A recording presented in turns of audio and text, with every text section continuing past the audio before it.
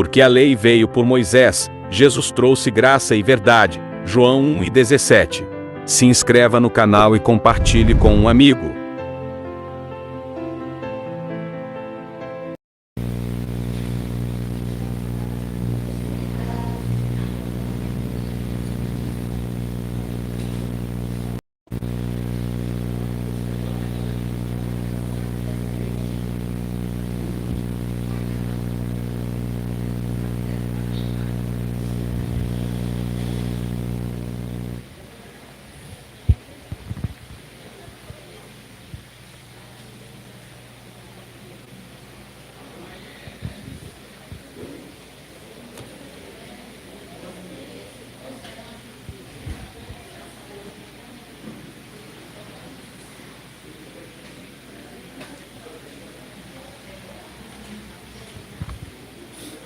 Chegamos, graça e paz aos irmãos aqui presentes e aos irmãos também aqui na gravação. Sejam todos bem-vindos. Comentem à vontade, quem não é inscrito, se inscreva e ative o sininho. Deixa teu like também, tá bom? Ajuda aí a propagar através deste canal a mensagem da graça. Esse é o tema. O evangelho pregado aos espíritos em prisão.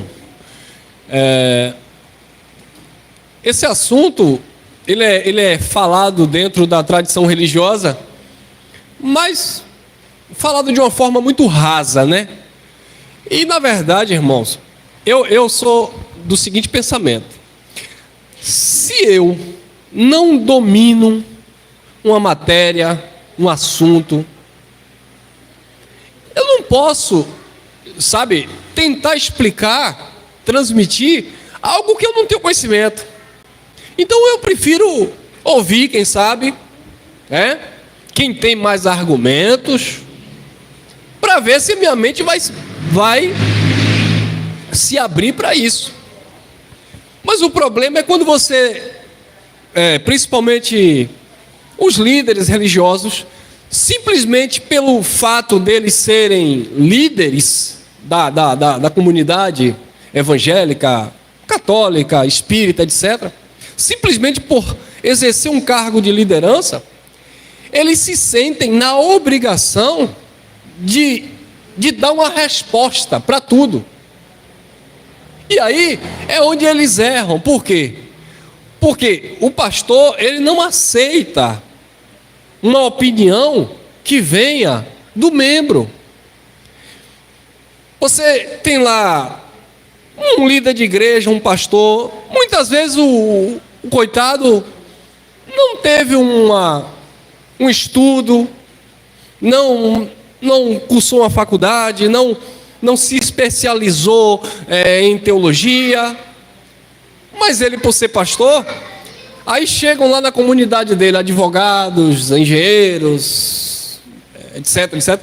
E ele quer explicar a Bíblia para essas pessoas e convencer essas pessoas de que é ele que tem a verdade. E não é bem assim, irmão. Não é bem assim.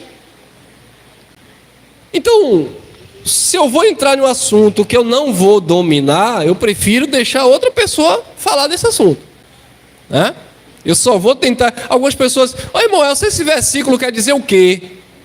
Aí eu estou em casa, às vezes eu estou dando aula lá, ou lavando um prato na pia, está o celular. Esse versículo quer dizer o quê? Eu olho o versículo e não respondo. Dou um tempo.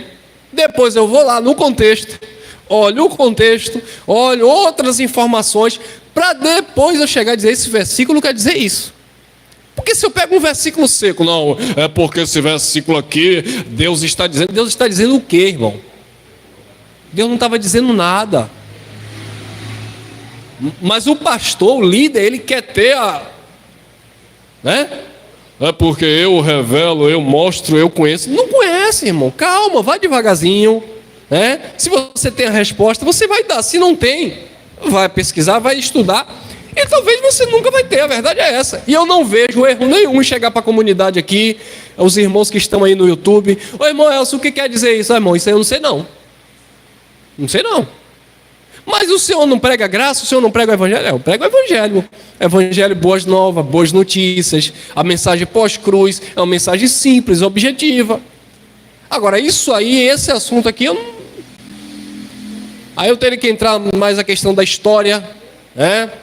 E se eu não entrei ainda, se eu não busquei, então não vou comentar sobre isso aqui. Agora, tem a questão das especulações, né? Que você, ao ler a palavra de Deus, existem muitas situações que eu não posso comprovar, mas eu posso especular, e existem pessoas que vão entender essas especulações. Eu já falei em outra mensagem aqui. Eu não acredito, de hipótese alguma, que o dilúvio tenha sido a nível mundial, mas sim local. Não foi universal, foi local.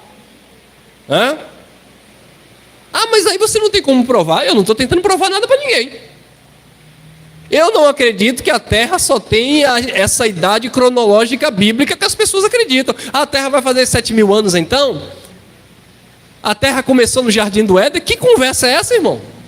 Ali é uma narrativa de um povo, de uma história, de uma situação. Não está falando da exatidão da idade da Terra. Não, porque aí a ciência vem, aí vem o ateísmo e diz assim, tudo fanático, a Terra tem 13 bilhões de anos, eles estão dizendo que a Terra tem a idade que a Bíblia... Já falei em outros assuntos que Adão e Eva, eu não olho como personagens fixos, apenas como... Não, eu olho como a história da narrativa humana, da queda, do projeto da salvação, das duas sementes... E não ficar preso no sentido literal. Até porque a serpente... porque aí vem os questionamentos. A serpente enganou e tal, e Deus deu uma sentença e a serpente vai se arrastar. Sim, a serpente vai se arrastar. Mas então, biblicamente, a serpente tinha que continuar falando até hoje. E por que as serpentes não falam? Se Deus não disse que ela ia ficar muda. Porque a serpente ali é uma conotação da malignidade, da peçonha do ser humano. E o ser humano ruim, ele não vai deixar de falar, de fazer, de nada. Ele está aí. As serpentes estão por aí. A síndrome da serpente está agindo. João Batista, no seu tempo, dizia, raça de víbora.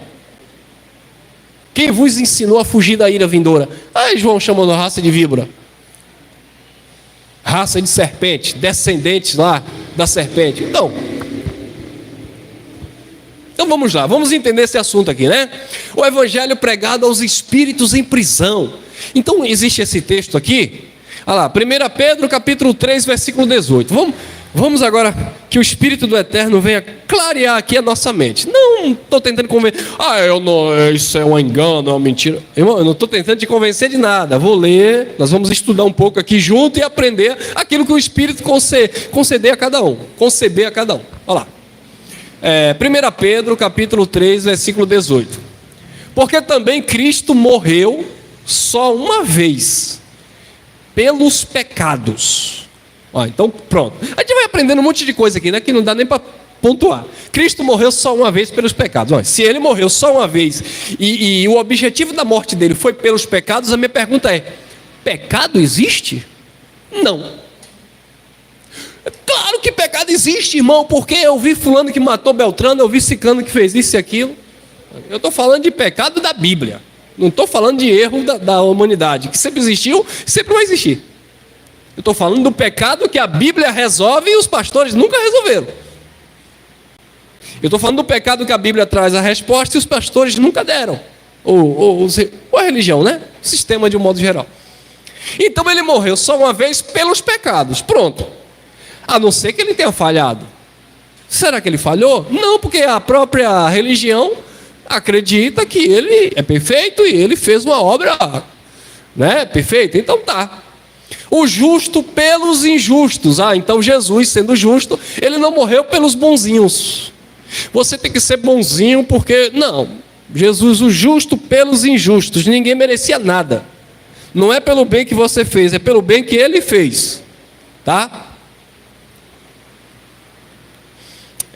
Para levar-nos a Deus, na verdade mortos na carne, mas vivificado no Espírito. Então, o Espírito aqui no singular, porque estava falando dele, tá? Morto na carne, Jesus morreu na carne. Irmão, por que Jesus morreu? Jesus não era Deus? O que morreu foi a carne. Deus não morre, Deus é imortal, Deus é espírito. Por isso que Jesus dizia, ó, Deus é espírito, dizia Jesus à mulher samaritana. Então, o espírito não morre. E por que Jesus morreu? Porque quem morreu foi Yeshua, foi o Nazareno. Mas não o Deus que habitava nele, que é o espírito. O espírito não morre, irmão. O que morreu foi a carne. E para aquela carne morrer, foi necessário na cruz, ele se despir de toda a sua divindade. Porque Paulo já dizia que nele, em Colossenses 2,9, se não me falha a memória, Paulo já dizia que nele habitava corporalmente toda a plenitude da divindade.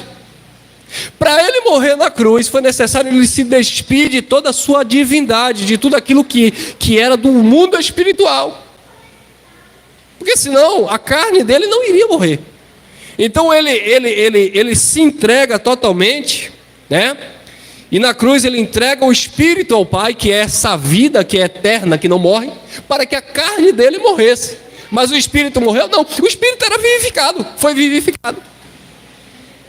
Então, olha lá, na verdade morto na carne, está falando de Cristo, né? Mas vivificado no Espírito.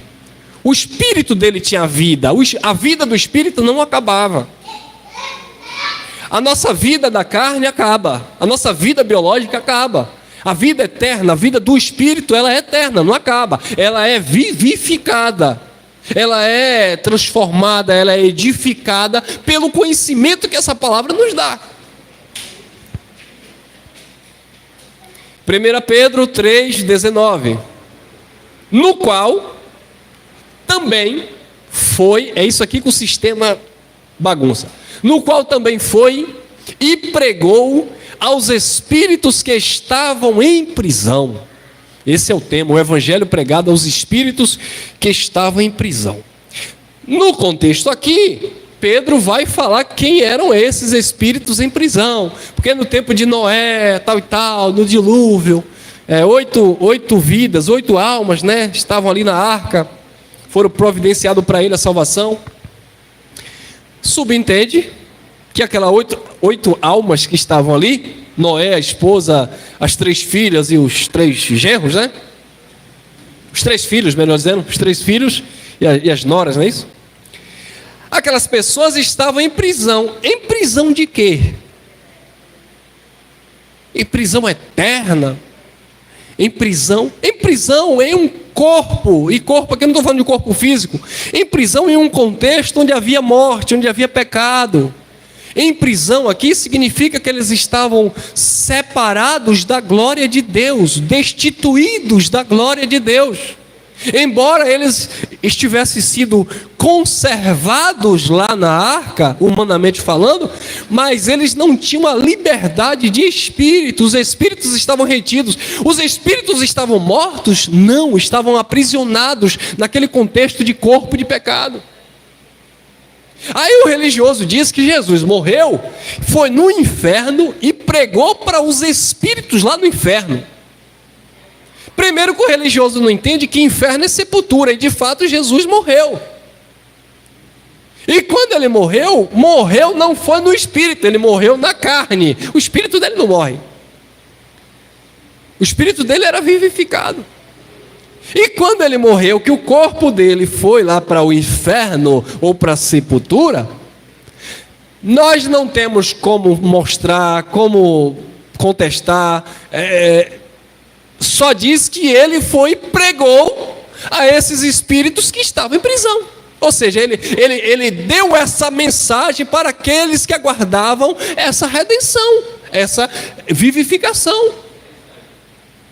Mas se Jesus estava morto, irmão, Jesus morreu, e ele pregou os espíritos, como foi que ele foi pregar os espíritos? Na carne que não foi, que a carne estava morta. E o espírito de Jesus... Meu irmão, você quer limitar o poder de Deus? Como era que o Espírito fazia? Como era que o Espírito fazia? No início diz que o Espírito pairava sobre as águas, fazendo o quê? Eu não sei. O Espírito mostra a vida sempre esteve presente. Independente de terra, céu, sepultura, vida, morte, tempo, horário, noite e dia, Deus sempre agiu, porque Deus nunca se limitou em circunstâncias da limitação humana. Agora, tentar entender Deus com a nossa mentalidade humana, meu irmão, não dá nada que preste. Aí vai ficar com essas heresias. Jesus morreu e foi lá pregar aos espíritos que estavam em prisão. Jesus pregou para Davi. Jesus pregou para... Não fala, o contexto não fala isso. Ah, mas eles estavam lá também fazendo parte daquele processo? Sim.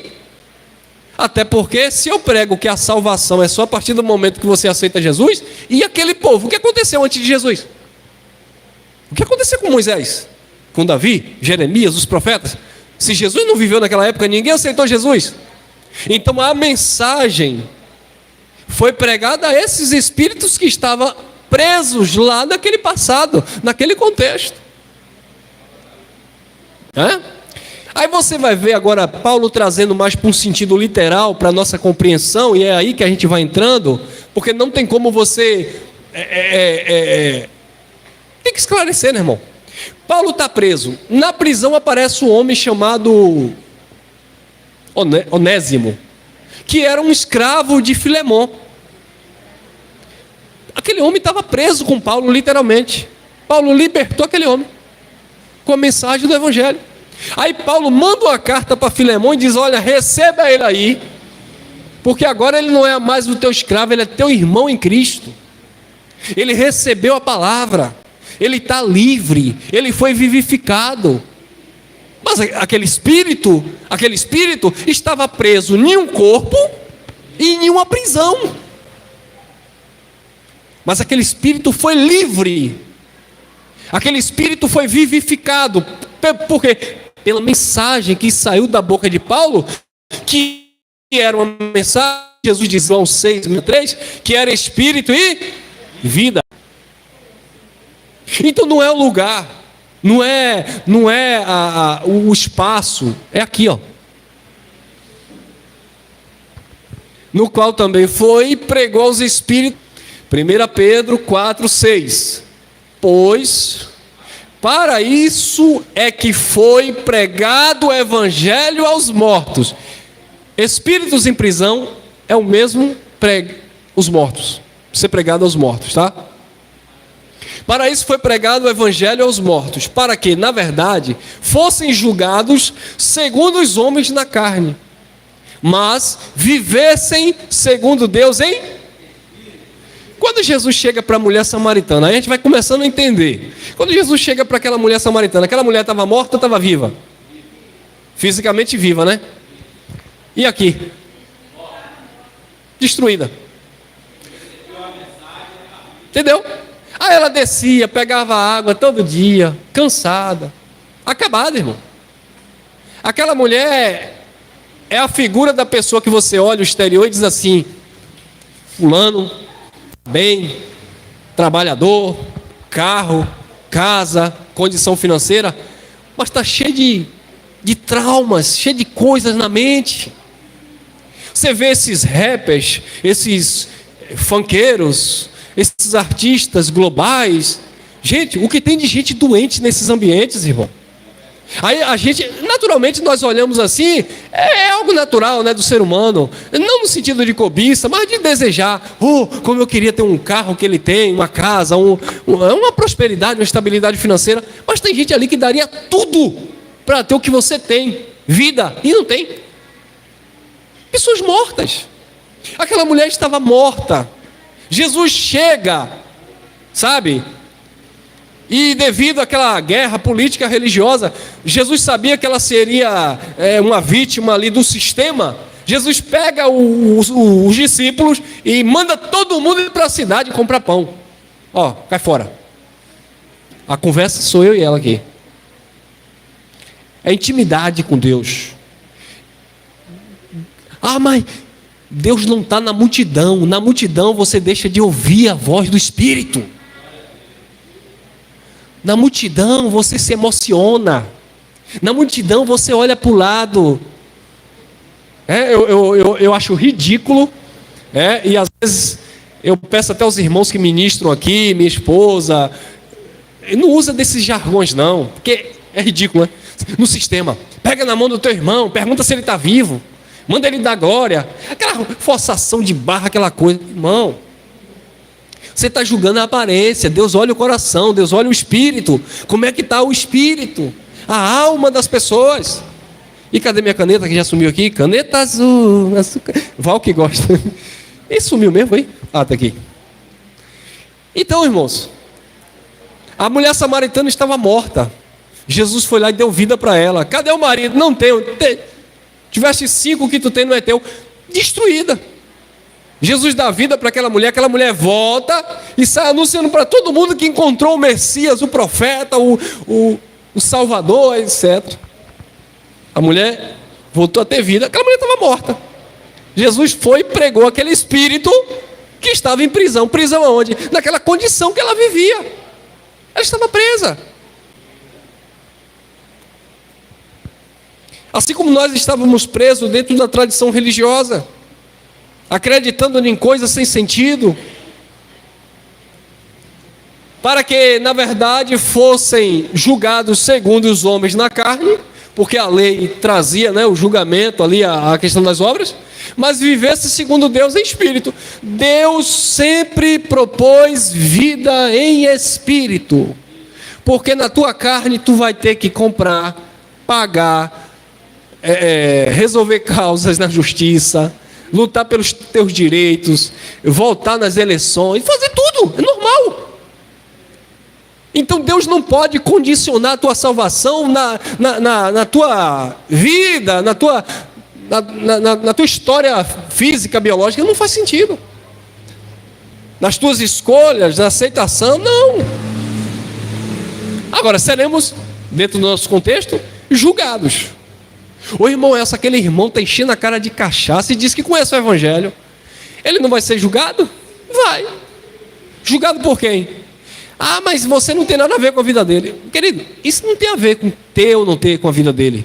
A questão é que tudo que nós plantarmos, nós vamos colher.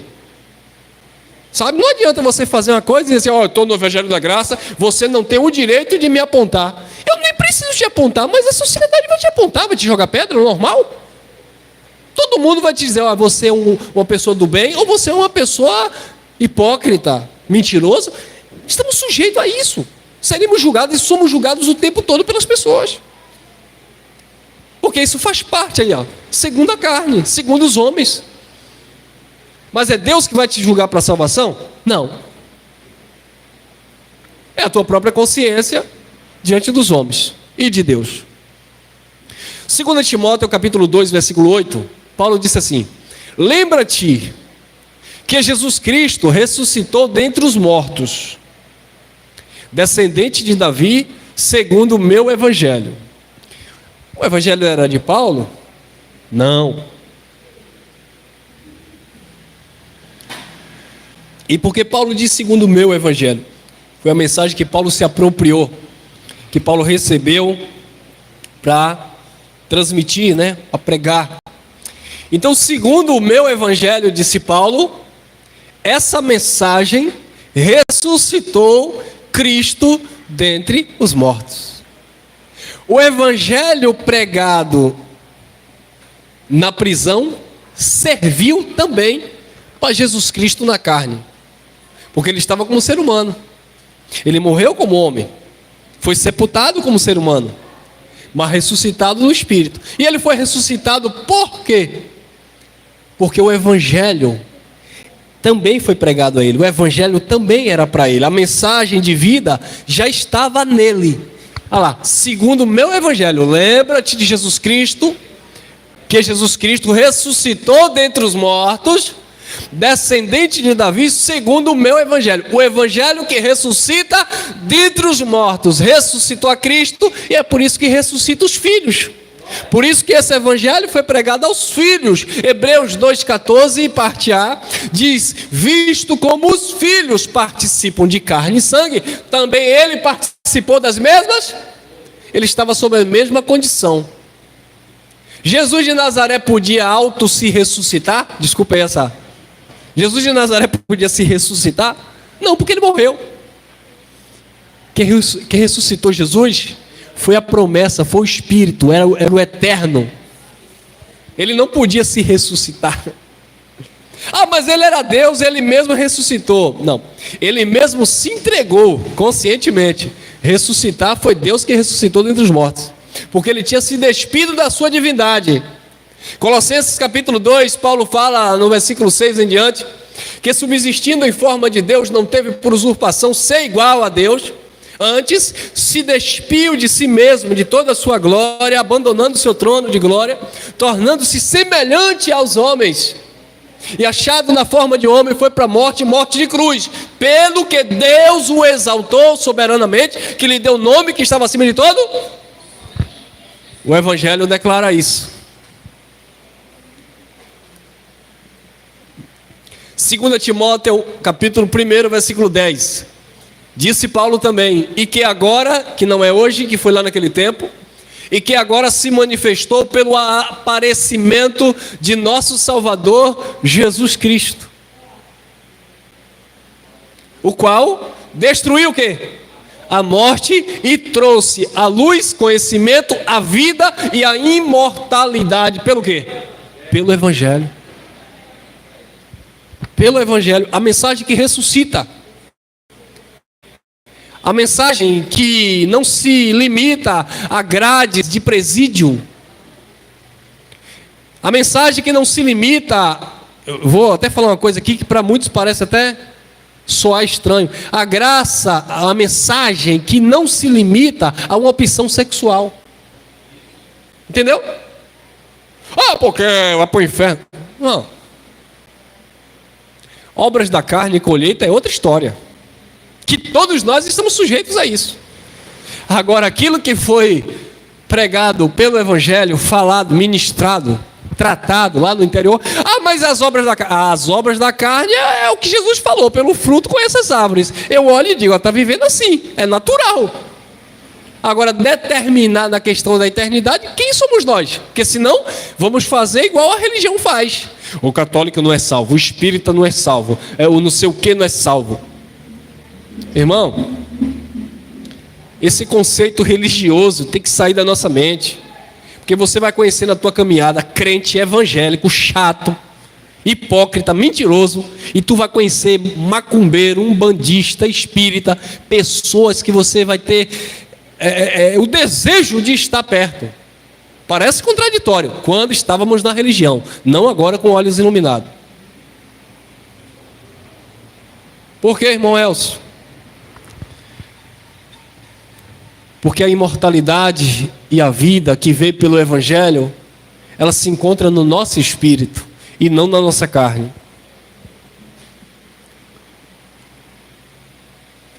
Primeira Coríntios capítulo 15, versículo 54, Paulo disse assim: mas quando isto que é corruptível se revestir da incorruptibilidade, e isto que é mortal se revestir da imortalidade, então se cumprirá a palavra que está escrito: tragada foi a morte na vitória. Os futuristas pegam isso aqui e jogam para o fim do mundo, ou depois que você morrer. Depois que você morrer, isto que é corruptível vai se revestir da incorruptibilidade. Ou seja, os nossos irmãos, pela questão do conhecimento que eles pregam, eles dizem o seguinte: você vai morrer e Jesus, Deus, vai te dar um corpo novo, incorruptível. Não, isso nunca vai existir. Por quê? Porque quando isto que é corruptível, que Paulo se referia, se revestir da incorruptibilidade, Paulo estava falando da transição dos pactos, onde havia morte, corrupção, lei, pecado, treva, e a incorruptibilidade que é por meio do Evangelho, que traz a imortalidade e a vivificação do Espírito, te coloca em um outro patamar, em um outro contexto dentro da história bíblica. Não tem a ver com você morrer e ressuscitar com um corpo físico novamente novo, não. Tem a ver com você ter passado, e no nosso caso já nascemos dentro desse tratado, né? Tem a ver com você ter passado daquela fase da mortalidade, da corrupção que era do Antigo Testamento. Por isso que Paulo fala em Colossenses, capítulo 1, versículo 13, Paulo diz assim: pois fomos transportados do império das trevas, corruptibilidade, para o reino do seu Filho amado, incorruptibilidade. Fomos transportados do império das trevas, lei, pecado, condenação, maldição. Fomos transportados do império das trevas para o reino do seu Filho amado, graça de Deus em Cristo Jesus. Por isso que João disse, está aí, vou ler daqui a pouco, passamos da morte para a vida sempre esteve em nós, porque nós nunca estivemos naquele estado de morte. Só que nós não conhecíamos essa vida. Por quê? Por causa do véu. Por quê? Por causa do engano. Por quê? Por causa da tradição. No Espírito, você sempre esteve vivificado no Senhor. Mas você andou lá na religião X, religião Y, você fez o que fez, mas no Espírito, sempre você esteve vivificado no Senhor, porque você não estava lá vivendo na incorruptibilidade. Você não estava vivendo no tempo das trevas, mas quando isto que é corruptível se revestir da incorruptibilidade... Ô irmão Elcio, agora me explica uma coisa. Se Paulo estava falando aos Coríntios, Jesus já tinha morrido, já tinha ressuscitado. Portanto, aqui já não era mais o tempo da lei, era o tempo da graça. Então Paulo está jogando para um futuro e não para um presente dele. Então, como é que Paulo diz? Quando isto que é corruptível? Então eles estavam vivendo ainda em corrupção, embora Cristo já tivesse morrido e ressuscitado? Sim. Por quê? Porque as profecias bíblicas ainda não tinham se cumprido totalmente, porque Jesus disse que dentro daquela geração, Mateus 24, tudo aquilo iria acontecer. Ele disse: passarão os céus e a terra, cruzamento pactual, mas as minhas palavras não hão de passar. E o templo? E os sacrifícios no templo? E o sacerdócio humano? Jesus disse assim: não vê tudo isso, mas é bonito, é belo. Não vê tudo isso, Mateus 24, 2, não ficará pedra sobre pedra que não venha a ser derrubado. Mas isso foi derrubado aqui na carta aos Coríntios em 54, 55? Não. Isso foi derrubado lá no cumprimento profético lá de Daniel, capítulo 9, 24 a 26, quando um príncipe de outro povo invade a cidade santa, destrói o templo, o santuário, e aí o templo de fato vem abaixo. Então aqui, irmãos, Paulo estava pregando no tempo da graça, mas limitado pelo tempo, porque ainda todas as coisas não tinham sido consumadas. Por isso que ele lança para o futuro dele, tá? Mas quando isto que é corruptível, porque ainda havia corrupção, se revestir da incorruptibilidade, e isto que é mortal, se revestir da imortalidade, então se cumprirá, futuro de Paulo, nosso já cumpriu, se cumprirá a palavra que está escrito: tragada foi a morte na vitória. Ou seja, de Paulo até o ano 70 ainda havia esse conceito de morte, prisão em espírito. Por isso que Jesus dizia: eu tenho muita coisa para falar para vocês, mas vocês ainda não podem suportar, por causa da prisão no corpo de morte. Eles estavam aprisionados. Mas Jesus não pregou, irmãos, para os espíritos que estavam aprisionados? Mas isso foi antes lá da cruz. Mas e depois da cruz, quem ia pregar para esses espíritos? Não era Jesus? Não, porque Jesus cumpriu a lei, morreu, ressuscitou e chamou Paulo. Agora Paulo começa a ressuscitar esses espíritos pelo Evangelho da Graça. Agora era uma dor de cabeça para Paulo, viu? Paulo pregava a mensagem para o espírito aqui, quando Paulo dava as costas, tá os irmãos lá, tudo nas obras da lei. Paulo estava doente na carne, no corpo. Fazendo uma viagem, houve a necessidade dele parar na Galácia.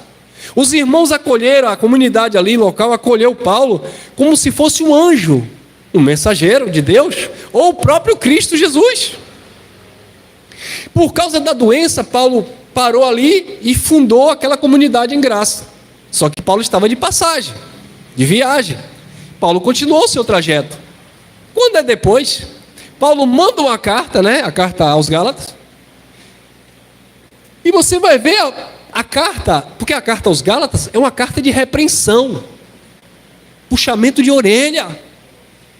Capítulo 1, versículo 6 e 7, Paulo diz: maravilha-me de que tão depressa vocês passaram daqueles que vos chamou em graça em Jesus Cristo para outro evangelho, o qual não há outro evangelho. Tinha um outro evangelho? Tinha uma segunda alternativa, uma outra mensagem? Não é outro evangelho. Mas alguns estão inquietando vocês, deturpando a mensagem. Se nós mudarmos essa mensagem, um anjo descer do céu e pregar outra coisa, maldito, anátema.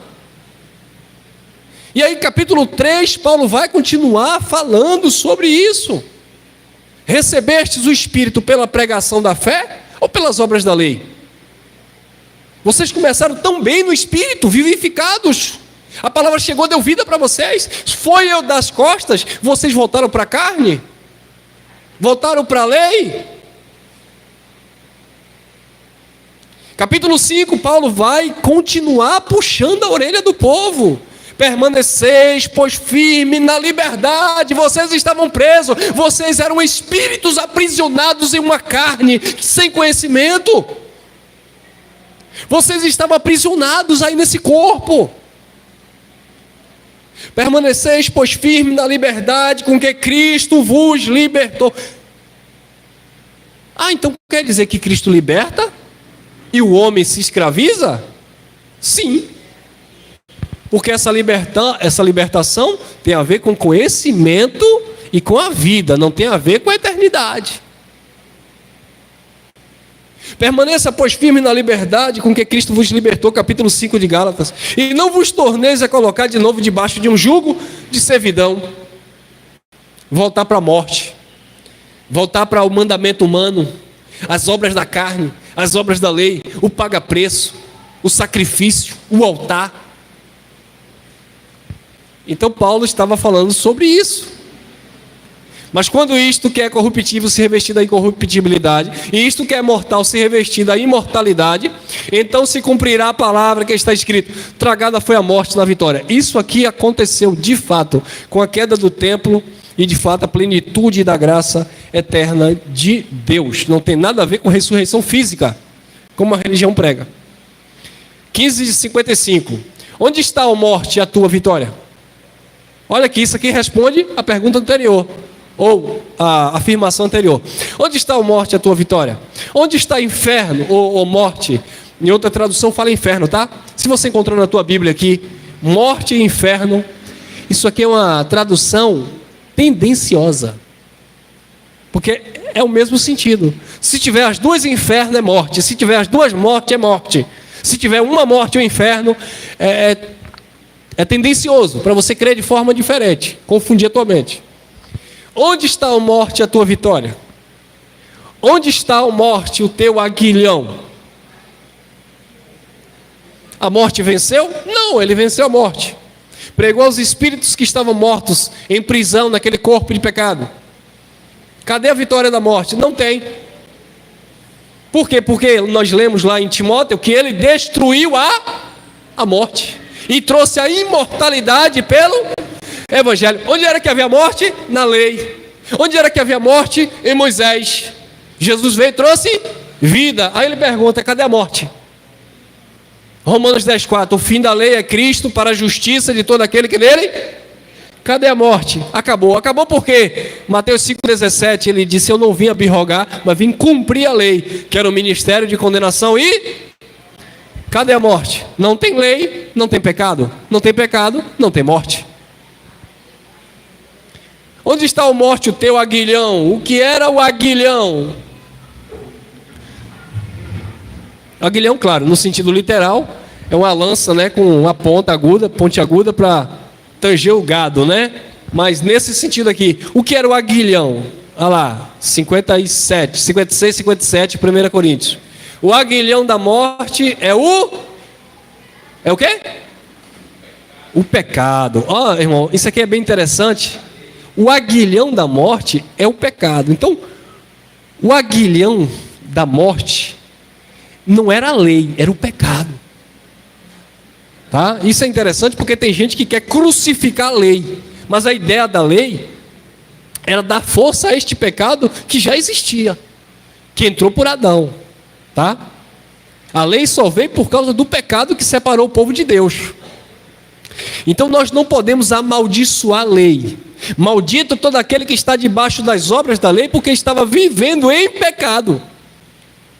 Mas Paulo disse que a lei era boa, a lei era espiritual. Mas o homem que era vendido sob o pecado, a lei o acusava. A lei era uma cobrança, era uma punição. O aguilhão da morte é o pecado, e a força do pecado é a lei. Mas graças a Deus que nos dá, disse Paulo, a vitória por nosso Senhor Jesus Cristo. Então foi Cristo Jesus que deu a vitória sobre toda essa questão. Existem alguns irmãos que pregam hoje,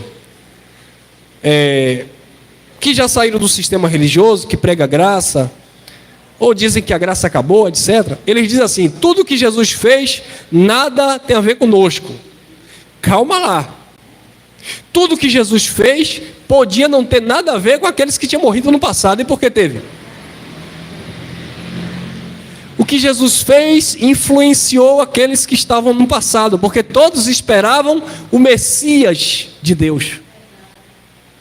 O que Jesus fez há 2000 anos atrás influenciou aquele povo que viveu lá no Egito Antigo, porque todos eles esperavam o Messias Salvador.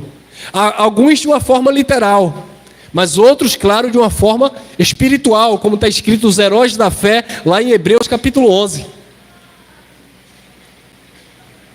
E se Jesus influenciou no passado, por que é que Jesus não influencia agora no futuro? Claro que influencia. Então tem alguns irmãos, não, é porque Jesus ele veio morrer para os judeus, porque Jesus ele veio dar sangue pelos judeus. Dentro da leitura do contexto histórico, Jesus não veio para morrer para o gentio, ele veio morrer para os judeus, ele veio para as ovelhas perdidas da casa de Israel, dentro de um contexto histórico, dentro daquele sistema patriarcal. Mas o efeito do seu feito foi que nos atraiu mediante a mensagem do Evangelho, que é eterna. Então essa conversa, cuidado aí com essa conversa de nós estamos em graça e tudo que Jesus fez não tem nada a ver conosco. E esses irmãos que estão pregando a graça aí, a graça já acabou, isso não tem nada a ver conosco. Porque vocês estão presos lá na graça no tempo que Paulo falou para aquele público. E não entende que a graça não é uma letra, como a letra da lei que matava. A graça é espírito. É uma mensagem. É uma revelação que não se detém ao tempo e nem uma cultura. O aguilhão da morte é o pecado, a força do pecado é a lei. Mas graças a Deus que nos dá a vitória por nosso Senhor Jesus Cristo. Efésios capítulo 1, capítulo 2, versículo 1. Eu gosto de fazer um paralelo aqui, Efésios, com Ezequiel no Vale de Ossos Secos. Porque o Vale de Ossos Secos mostrava a condição de Israel. Eles estavam mortos em delitos e em pecado. Não era fisicamente, tá? Até porque eles estavam presos, né? Eles estavam presos aonde? Olha aí, ó. Olha o evangelho chegando aos espíritos em prisão. Quando Ezequiel profetiza às margens do rio Quebar, Ezequiel estava onde? Na Babilônia. A esposa de Ezequiel tinha sido assassinada. Houve destruição e morte. Ele foi levado cativo para a Babilônia, juntamente com Daniel, Sadraque, Mesaque, Abednego. E eles ficaram lá durante 70 anos. E lá na Babilônia, Deus começa a revelar o porquê ele tinha levantado Nabucodonosor para invadir Jerusalém, destruir o templo. Isso ocorreu em 586 a.C. Aí Deus começa a revelar para Ezequiel por que ele destruiu o templo. Porque na verdade Deus nunca quis esse negócio de templo físico, de idolatria, de religiosidade. Não. Então Deus levanta lá o rei da Babilônia, né? Nabucodonosor, destrói o templo e leva o povo tudo cativo. Aí quando chega na Babilônia, Deus começa a mostrar para Ezequiel por que ele fez aquilo. Ezequiel começa a ter visão que no templo Ezequiel tinha visto fisicamente? Não. Mas Deus abre a visão de Ezequiel. E Ezequiel vai lá dentro do templo, que já tinha sido destruído pelos babilônicos, né?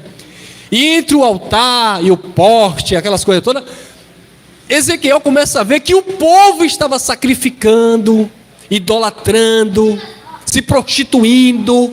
Era uma coisa terrível, irmão. Aí Deus estava dizendo: ó, Ezequiel, tá vendo? Foi por isso que eu destruí. Aí Ezequiel: ah, Senhor, agora eu entendi. Porque o povo não entendia, né? Por que Deus fez isso? Por que Deus fez aquilo? Aí Deus agora começa... Amós capítulo 3, versículo 7. Certamente o Senhor Deus não fará coisa alguma sem antes revelar os seus segredos aos seus servos e profetas. Aí Deus começa a revelar os segredos aos servos profetas. Olha, Ezequiel, eu destruí por causa disso, por causa daquilo. Deus tinha que dar satisfação? Não, mas Ele quis. Porque Deus não quer ver o seu povo enganado, irmão. E aí Deus começou a mostrar. E aí Ezequiel começou a entender o porquê. Aí Deus mostra agora o vale de ossos secos. Mas o povo estava preso lá. Então o povo não estava morto fisicamente. Mas os espíritos estavam aprisionados. Tanto no pecado e literalmente lá preso na Babilônia, né? Aí Ezequiel vê o vale de ossos secos. E tem aquela profecia toda: poderão reviver esses ossos? Senhor, tu sabe. E Ezequiel começa a profetizar. E Ezequiel, na visão de Ezequiel, você acredita que tem pastor que prega o vale de ossos secos de uma forma literal? Ô irmão, quando Jesus voltar, todo mundo vai ressuscitar igual o vale de ossos secos. Não, irmão. Tem pastor que prega assim. A maioria deles. Não, irmão. Ali era a condição de Israel. E aí Ezequiel profetiza. Aí começa o povo se levantar. Osso com ossos, nervos com nervo. Aí quando está tudo prontinho, cadê a vida? Mas a carne está pronta. Mas a carne para nada presta, irmão. Se não tiver vida de Deus, não presta para nada. A carne não presta para nada. Se não tiver a vida de Deus, você vai ver um homem belo, uma mulher bonita, mas você vai ver um coração doente, um coração perverso. Pessoas que tiram a vida por R$150. Estou colocando até preço demais, porque há casos piores. E detalhe, viu? Pessoas que se dizem crente. Aquele caso aí do homem aí que matou a mulher aí, a cantora. Tudo crente, tudo cantor, tudo pregador, bispos. Querido, o homem sem a vida de Deus é apenas um pedaço de carne, que não presta para nada, disse Jesus. Aí o vale de ossos secos se levanta diante de Ezequiel. Mas cadê a vida? Não tinha. Aí Deus vai e sopra o Espírito, irmão. A mensagem pregada aos espíritos em prisão. Aí o Espírito fala quê? A carne é? O Espírito fala a tua carne? A mensagem de Deus é para a tua carne ou para o teu espírito? O mesmo Espírito testifica com o nosso espírito que nós somos filhos de Deus. Romanos capítulo 8, versículo 16. Aquele que se uniu ao Senhor se tornou um só espírito com o Senhor. Esses espíritos que estavam aprisionados, mortos em pecados e delitos. Aí Paulo vem agora aos Efésios e diz assim, ó: Ele vos vivificou, estando vós mortos nos vossos pecados e delitos. Então já estavam mortos em pecados e em delitos. E a palavra de Cristo, o Evangelho, que é para o Espírito, ressuscitou, vivificou esses mortos. Viu aí que não tem nada a ver com morte física? Até porque Paulo aqui aos Efésios, Paulo não estava falando dentro de um cemitério. Paulo não estava falando para defunto: ei, ele vivificou, e aí os defuntos começaram a se levantar. Não, Paulo estava falando para as pessoas. E Paulo disse: Ele vos vivificou, estando vós mortos nos vossos pecados e delitos. 2. Aí ele vai explicar o que era estar morto no pecado e delito. Nos quais outrora andastes. Outrora por quê? Porque antes de Paulo andava lá, na lei, no sistema, nas obras. Em Moisés, sacerdote, Caifás, sacrifício, dízimo, paga preço, oração com hora marcada. Nos quais outrora andastes. Se andava, então estava vivo, não estava morto. Segundo o curso do mundo. Não é cosmo, tá? Mundo ali, ó. Aquele conceito de mundo ali, aquele sistema. Mundo aqui é o mesmo sistema de Romanos capítulo 12, versículo 2, que Paulo diz: sede transformado pela renovação da vossa mente, e não vos conformeis com este mundo, ou século, tempo, sistema, ensinamento, doutrina, sim. Segundo o curso deste mundo, segundo o príncipe e potestades do ar, do espírito que opera nos filhos da desobediência. Espírito aqui não é o ser, o filho que é espírito. Espírito aqui é um ensinamento, sopro, doutrina, que Paulo fala: cuidado com os ventos de doutrina. E eles eram o quê? Príncipe. Aí porque Paulo não deu nome ao príncipe? Nem precisa Paulo falar, que nós sabemos que era a hierarquia religiosa da época. Quando Paulo dizia: nossa luta, aqui mesmo em Efésios, não é contra a carne nem contra o sangue, não é para bater nele, não é para matar eles não. A nossa luta não é contra a carne nem contra o sangue, mas sim contra os principados e potestades que atuam nas regiões celestiais. A nossa luta é contra ele. E quem era ele? Ou quem eram eles? A religião vem: os demônios. Aí vem Pedro e diz quem era. Paulo diz quem era, mas a religião diz que eram os demônios. Irmão, e quem era o príncipe, as potestades, os poderes do ar, do espírito, né, que opera agora nos filhos da desobediência? Operava nos filhos da desobediência porque não se dobrava ao evangelho. Paulo está pregando o evangelho em Atos 15 e está o povo lá: não, se não circuncidar, não pode se salvar. Paulo está pregando aos Gálatas, está Pedro lá, não era em Gálatas, está escrito em Gálatas, mas se eu não me engano foi em Antioquia. Paulo está pregando, aí vem Pedro, na liberdade da graça. Quando ele vê Tiago, João, os demais apóstolos, dissimuladamente: queridos, ali também Pedro era um príncipe. Pedro influenciava. Tanto é que quando Pedro sai, Barnabé sai, e muitos judeus saem também. Então, principados, poderes, falam dessas pessoas que tinham uma influência. Nesse caso aqui não tem nada a ver com Pedro, tá? Só dei um exemplo de Pedro lá. Mas quem eram esses homens? Caifás, os mestres das sinagogas. Em Atos dos Apóstolos, capítulo 5, versículo 29, Caifás chega para Pedro e diz assim: olha, eu não disse para vocês não ensinar no nome desse homem?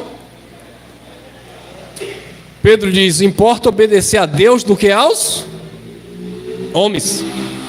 Então eram esses homens, esses líderes que atuavam na época. Irmão, se hoje existe esse príncipe, essas potestades, se eu falar uma coisa para vocês, hoje existe muito mais do que antes. Muito mais. Quantas religiões existiam naquela época de Jesus? Poucas. Eu acho que a religião na época de Jesus que mais confrontava com o ensinamento de Cristo era vertentes ali, se eu não me engano, o Aldo deve conhecer um pouco disso, sobre o próprio judaísmo ali, as vertentes os zelotes, os assênios, os fariseus, os saduceus, né? Era aquele povo que mais Jesus contendia ali. Mas e hoje? Quantas religiões existem? Então, quantos principados, quantos líderes estão atuando hoje na mente das pessoas? Enganando, distorcendo a palavra. Milhares. Então a nossa luta, usando aqui parafraseando a fala de Paulo, é contra esse sistema, irmão. Não é contra os nossos irmãos, não é contra a pessoa, é contra a doutrina.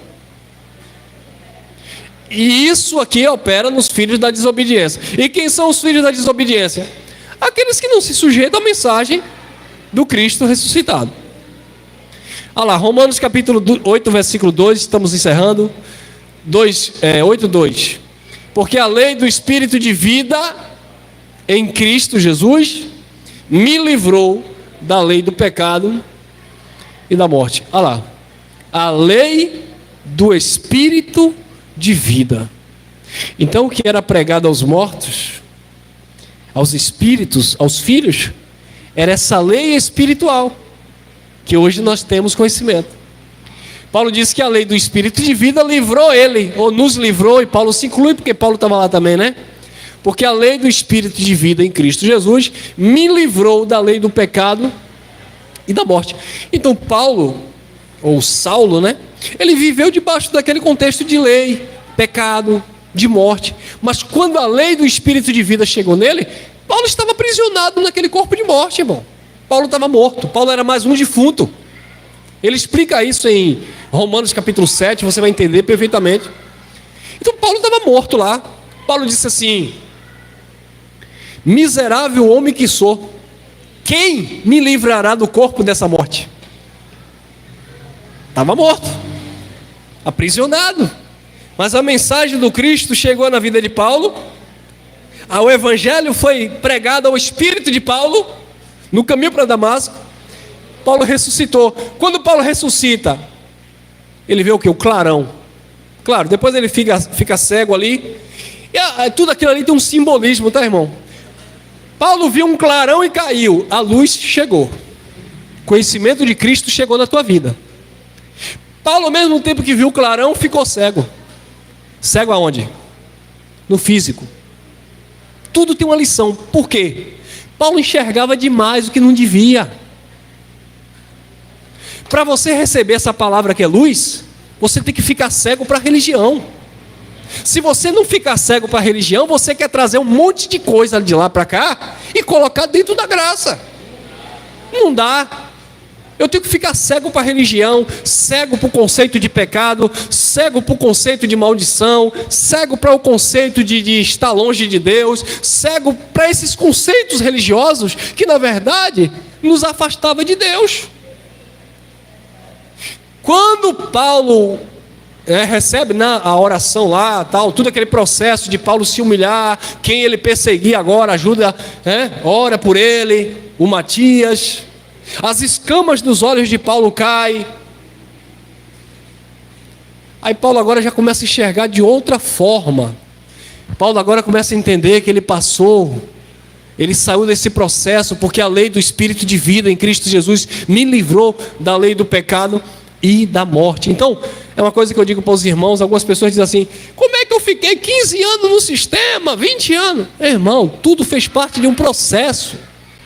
É uma escola. Eu não fico martirizando o meu passado, remoendo, porque aquele pastor me enganou, porque eu dei o dízimo na igreja. Tudo aquilo me exercitou, tudo aquilo me fez crescer, amadurecer. Então é isso que nós aprendemos. 2 Coríntios 4:10, trazendo sempre no corpo o morrer de Jesus, no corpo, para que também a vida de Jesus se manifeste em nossos corpos. Eu trago no corpo, aqui era uma linguagem para aquele povo, tá? Eu trago no corpo o morrer de Cristo, para que a vida dele também se manifeste agora no meu corpo. O que é isso, irmão Elson? Eu não estou mais aprisionado dentro desse corpo. Esse corpo agora ganhou vida. Por quê? Porque agora eu sou templo e morada dele. Por quê? Porque ele se manifesta através da minha vida. Por quê? Porque minha esposa está ali dizendo que eu já estou passando do horário.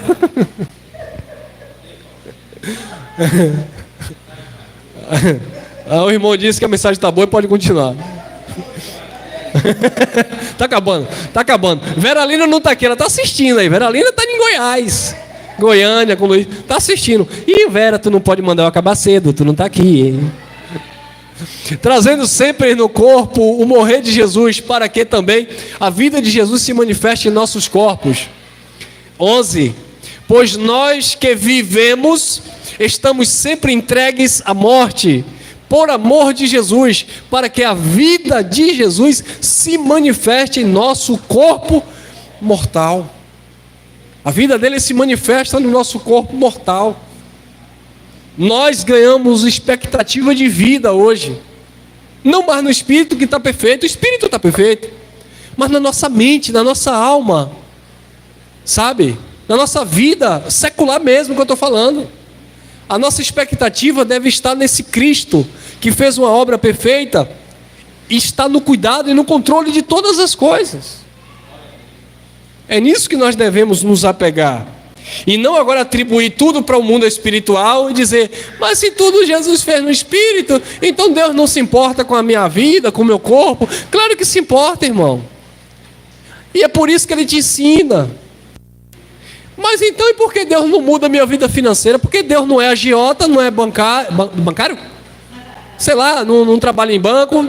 Porque a sua vida financeira, Ele te dá sabedoria para você viver.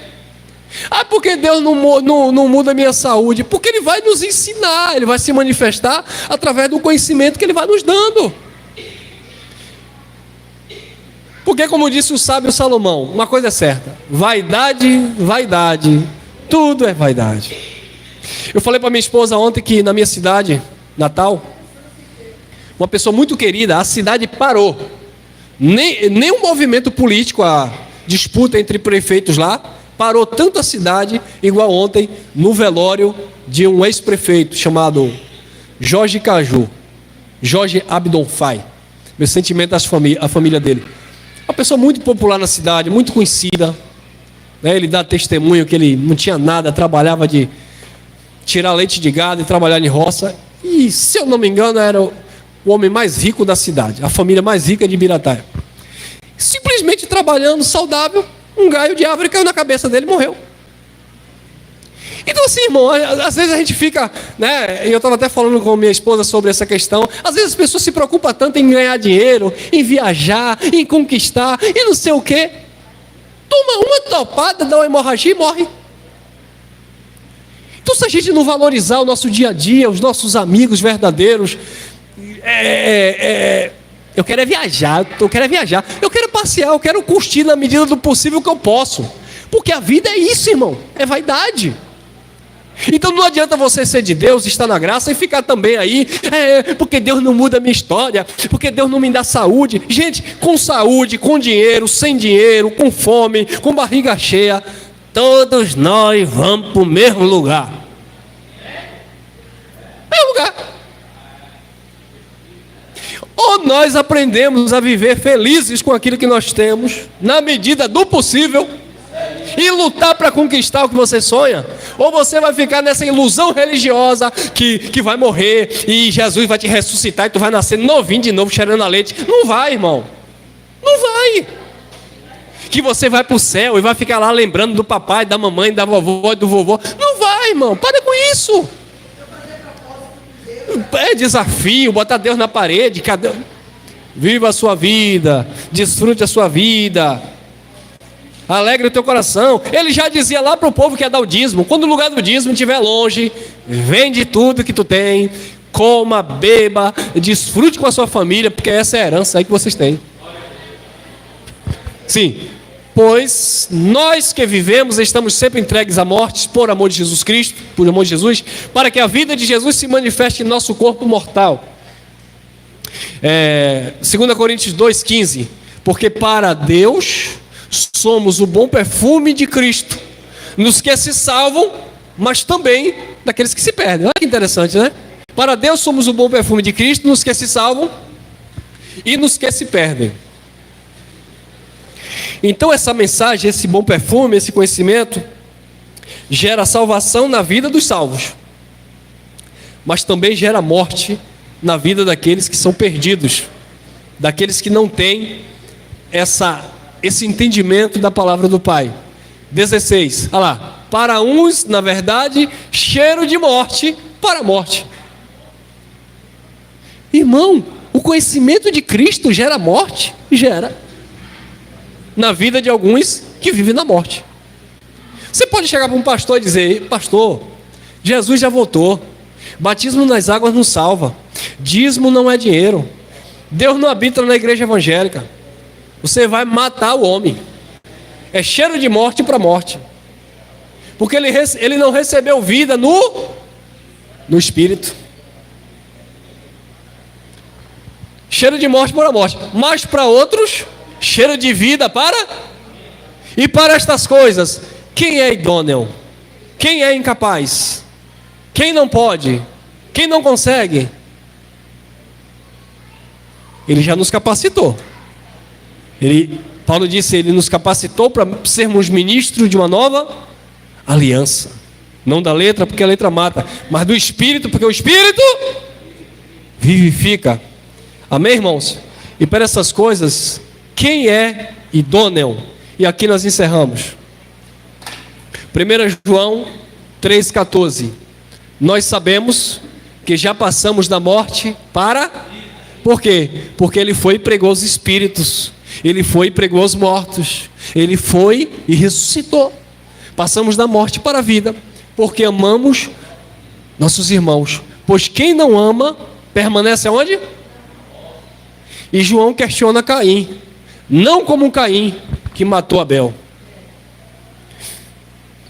Abel morreu. Abel tinha vida. Caim estava vivo. Caim estava morto. Entendeu? Abel morreu, mas tinha a vida de Deus.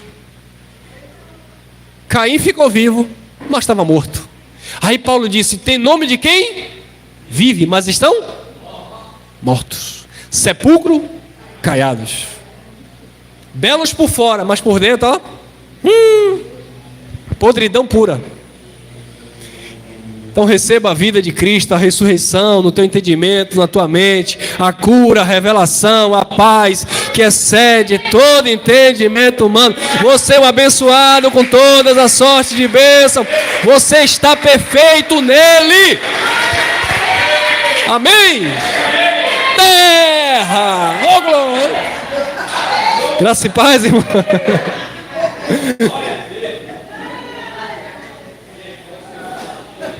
A irmã Cléo